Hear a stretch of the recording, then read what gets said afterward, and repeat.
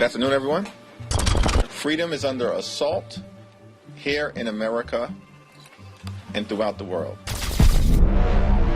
Quel est le lien entre la guerre en Ukraine, la Palestine, l'Irak et TikTok? TikTok collects nearly every data point imaginable, from people's location to what they type and copy, who they talk to, biometric data and more. Le problème, c'est que TikTok appartient à ByteDance, qui est une entreprise chinoise. Et la Chine est l'un des plus grands ennemis des États-Unis. China.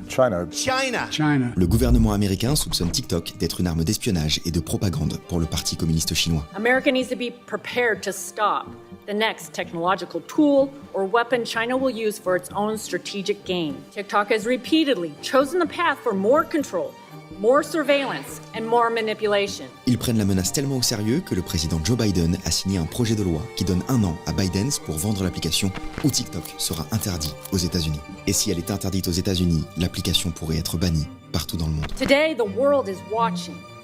ByteDance is watching. The Chinese Communist Party is watching. But the answers you owe are to the American people. They deserve the truth. Your platform should be banned. Quel est le plan secret de TikTok?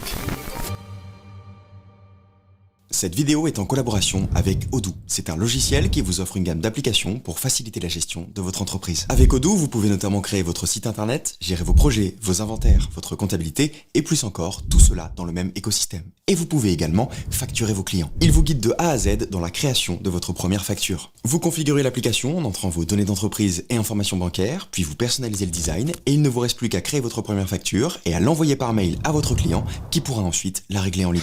Tout l'historique de vos échanges sera centralisé dans le chatter et dans l'interface, vous avez aussi accès à la liste de vos factures, vous voyez leur date d'échéance, si elles ont été réglées ou non, et vous pouvez fixer des rappels. Odoo facilite le processus de facturation pour que vous puissiez rester concentré sur votre activité. La première application Odoo est gratuite à vie, c'est-à-dire que vous pouvez créer un site ou facturer vos clients avec Odoo gratuitement, et dès que vous avez besoin d'une deuxième application, vous passez à un plan payant à partir de 19,90 € par mois pour avoir accès à toutes les apps. Odoo suit l'évolution de votre entreprise et vous permet d'ajouter des applications supplémentaires au fur et à mesure qu'elle grandit et que vos besoins évoluent. Vous trouverez un lien en description. Merci à Odoo de soutenir cette vidéo.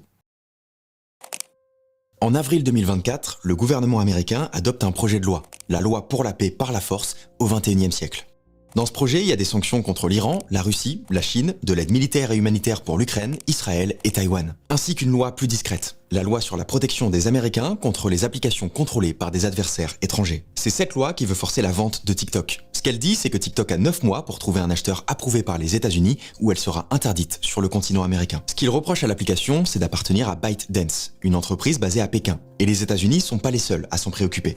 L'Australie, le Canada, la Nouvelle-Zélande, le Danemark, le Royaume-Uni, la Norvège, la Belgique, la France et l'Union européenne ont tous interdit l'installation de l'application sur les appareils gouvernementaux. Pour tous ces gouvernements, TikTok représente une menace d'espionnage. Parce que TikTok collecte votre nom, votre âge, numéro de téléphone, adresse mail, adresse IP, localisation, like, commentaires, messages, vos caractéristiques physiques et comportementales. Depuis 2021, TikTok travaille sur le projet Texas pour sécuriser les données des utilisateurs américains en les stockant uniquement aux États-Unis dans une infrastructure contrôlée par une entreprise américaine. Et ils font pareil en Europe. Mais tout laisse penser que ça n'a aucun effet. Des fuites audio de plus de 80 réunions internes révèlent que des employés de ByteDance en Chine ont accédé à plusieurs reprises aux données d'utilisateurs américains entre 2021 et 2022. En 2022, des employés chinois ont utilisé les données de journalistes américains pour retracer les sources qui leur donnaient des informations confidentielles sur l'entreprise. Et d'après un rapport, des employés chinois avaient encore accès aux données d'utilisateurs américains via des systèmes internes en avril 2024. Ce qui fait peur au gouvernement du monde, c'est une loi chinoise, la loi sur le renseignement national. L'article 7 dispose que toute organisation ou citoyen doit soutenir, aider et coopérer avec les travaux de renseignement national. L'article 10 précise que les renseignements chinois peuvent utiliser les moyens, tactiques et canaux nécessaires aux efforts de renseignement à l'intérieur et à l'extérieur de la Chine. En gros, les entreprises chinoises sont légalement obligées de coopérer avec les agences de renseignement, ce qui pourrait permettre aux services secrets chinois d'accéder aux données privées des utilisateurs de TikTok du monde entier. Là, on parle pas juste de dérive de surveillance d'une entreprise, on parle de potentiel espionnage d'un gouvernement à l'échelle mondiale. Le Parti communiste chinois pourrait se servir des données des utilisateurs de TikTok pour localiser et espionner des personnalités sensibles, réunir des informations très personnelles afin de faire du chantage stratégique sur des politiques ou mener de l'espionnage industriel. Avec de tels soupçons, TikTok est très mal barré. En fait, ils ont que 2 solutions pour éviter l'interdiction. Porter plainte contre le gouvernement pour atteinte à la liberté d'expression, ce qu'ils ont fait en espérant au moins que ça retarde l'échéance, ou vendre son application à un acheteur qui n'est pas chinois. Le problème, c'est que la valeur de TikTok est estimée à 100 milliards de dollars. Il y a peu de chances que Google ou Meta puissent l'acheter, car ça poserait des problèmes anticoncurrentiels, donc ça réduit déjà les acheteurs potentiels. Et même si ByteDance était prêt à vendre et qu'on trouvait un acheteur pour mettre 100 milliards sur la table, quelqu'un s'opposerait à la vente. La Chine.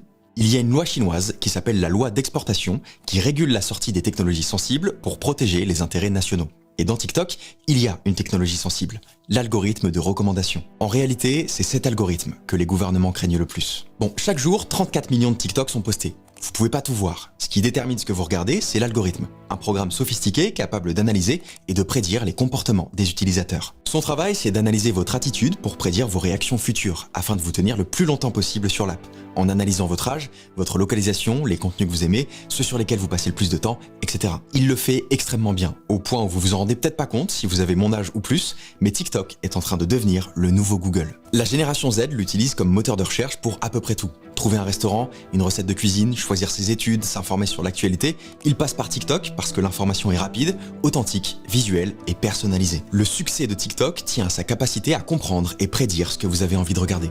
Mais il s'arrête pas là. En plus de prédire votre comportement, il le conditionne.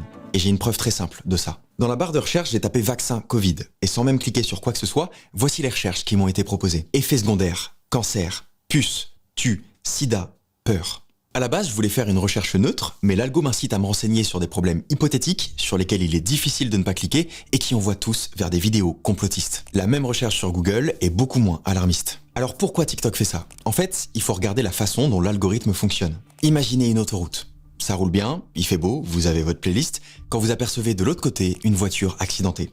Alors vous ralentissez pour observer et vous venez de tomber dans ce qu'on appelle l'effet de curiosité. La fascination pour les accidents de la route, c'est un sujet largement documenté, qui est attribué à de la curiosité morbide. C'est une réponse émotionnelle instinctive, partagée entre la répulsion et l'attraction qui nous attire vers des scènes perturbantes. Il faut voir la page d'accueil de TikTok comme une autoroute, qui ne récompense pas les bons conducteurs, mais ceux qui attirent le plus d'attention. Donc les voitures accidentées. Une vidéo qui choque aura plus de succès parce que les gens s'arrêtent pour la regarder. Et pendant que les gens la regardent, ils ne quittent pas l'application. En fait, TikTok pousse à l'accident parce que c'est spectaculaire. C'est pour ça qu'on est submergé d'avis désastreux, de personnes qui feignent la bêtise ou le manque de talent. Soit parce que ça nous insurge, soit parce que ça nous fait rire. Et ce conflit intérieur joue avec notre instinct. Ce mécanisme mène inévitablement à une escalade d'absurdité et de désinformation, qui la pousse jusque dans les recommandations de recherche sur des sujets importants. Le problème, c'est que si vous consommez un contenu, l'algorithme va vous en proposer de plus en plus. Et vous finirez par avoir un feed dans lequel cette vision du monde est la seule qui vous est montrée. Vous ne verrez que des vidéos qui valident des croyances que vous n'aviez même pas à l'origine. On peut imaginer que c'est accidentel, mais est-ce que vous vous souvenez des Ouïghours?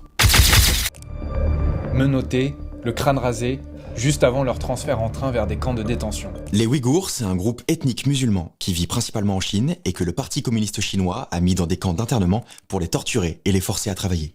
On parle de génocide culturel et de crimes contre l'humanité. À l'époque, ça a provoqué l'indignation sur tous les réseaux sociaux, sauf sur TikTok. Les contenus concernant le traitement des Ouïghours par la Chine étaient 8 fois plus populaires sur Instagram que sur la plateforme chinoise. Est-ce un pur hasard? Peut-être. Mais si on peut mettre en avant des contenus, on peut aussi en invisibiliser. Plusieurs sources, dont la BBC et le Guardian, rapportent que TikTok censure les contenus mentionnant des sujets politiquement sensibles pour le gouvernement chinois. En limitant l'exposition à des perspectives différentes, à des avis ou carrément à de l'information, l'algorithme de TikTok est capable de créer de nouvelles croyances et d'en invisibiliser d'autres, pour qu'elles ne parviennent jamais jusqu'à vous. C'est ça qui fait peur au gouvernement du monde. Que la Chine prenne le contrôle de l'information, qu'à terme elle radicalise l'opinion et menace la démocratie dans tous les pays. Ce risque, il existe. Mais il est hypothétique. Et surtout, c'est loin d'être une affaire chinoise. Un ancien cadre de ByteDance a affirmé que des membres du Parti communiste chinois ont utilisé les données de l'entreprise pour identifier et localiser des manifestants à Hong Kong. Devinette, dans quel autre pays de non-droit peut-on trouver une affaire similaire? Aux États-Unis, l'article 702 de la FISA Amendment Act autorise la surveillance ciblée de personnes étrangères, leur communication électronique, appels, messages, etc., sans mandat. Légalement, les Américains ne devraient pas être surveillés par cette loi. Mais on sait que le FBI en a utilisé les pouvoirs pour surveiller des citoyens américains impliqués dans les manifestations Black Lives Matter. Les Américains ont aussi une loi qui s'appelle le Patriot Act, qui a été votée après l'attentat du 11 septembre. Sur le fond, elle n'est pas différente de la loi chinoise sur le renseignement national. Elle étend les pouvoirs de surveillance du gouvernement américain. Et on sait que l'Agence de sécurité nationale s'en est servie pour monter un programme de surveillance mondiale avec la collaboration des plus grandes entreprises de la tech. Plusieurs sources rapportent aussi que Trump a autorisé la CIA à créer de faux comptes sur les réseaux sociaux pour propager des rumeurs sur les responsables chinois et africains afin de détourner l'opinion publique. Cette stratégie, elle marche. Et ça fait très longtemps que les États-Unis l'utilisent. Le gouvernement de George Bush avait utilisé les médias en 2003 pour exagérer la menace de l'Irak, affirmant sans preuve leur lien avec Al-Qaïda et qu'ils possédaient l'arme nucléaire. Ces mensonges leur ont permis d'y faire la guerre avec le soutien des électeurs, guerre qui a tué plus de 100 000 civils irakiens. Les États-Unis utilisent des stratégies de contournement de l'opinion et de répression similaires à celles du parti communiste répressif qu'ils prétendent combattre. En d'autres termes, le gouvernement américain veut interdire TikTok parce qu'il craint que la Chine se comporte comme les États-Unis. Je crois que les inquiétudes au sujet de TikTok ne devraient pas pousser à son interdiction. Elles devraient attirer nos regards sur les problèmes que pose une collecte de données aussi importante. Quel que soit l'endroit du monde où elles sont stockées, c'est du pouvoir. Pendant le Covid, Facebook était largement utilisé comme canal de désinformation. Joe Biden avait d'ailleurs affirmé que ces plateformes tuaient des gens. C'est aussi Facebook qui a été utilisé pour récolter les données de 87 millions d'utilisateurs afin d'influencer les élections américaines de 2016. Toutes ces plateformes sont confrontées aux problèmes de désinformation, de collecte et de vente de données. Et la majorité des plus grandes plateformes sociales appartient aux États-Unis.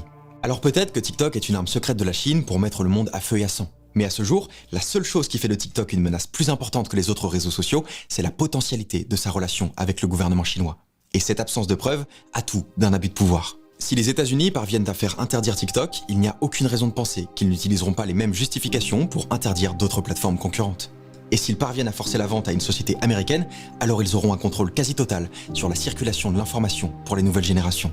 TikTok est peut-être une menace pour la démocratie, mais je crois que son interdiction est encore plus grave, car elle ne fera que renforcer la domination des États-Unis dans le contrôle de l'or de notre siècle, les données.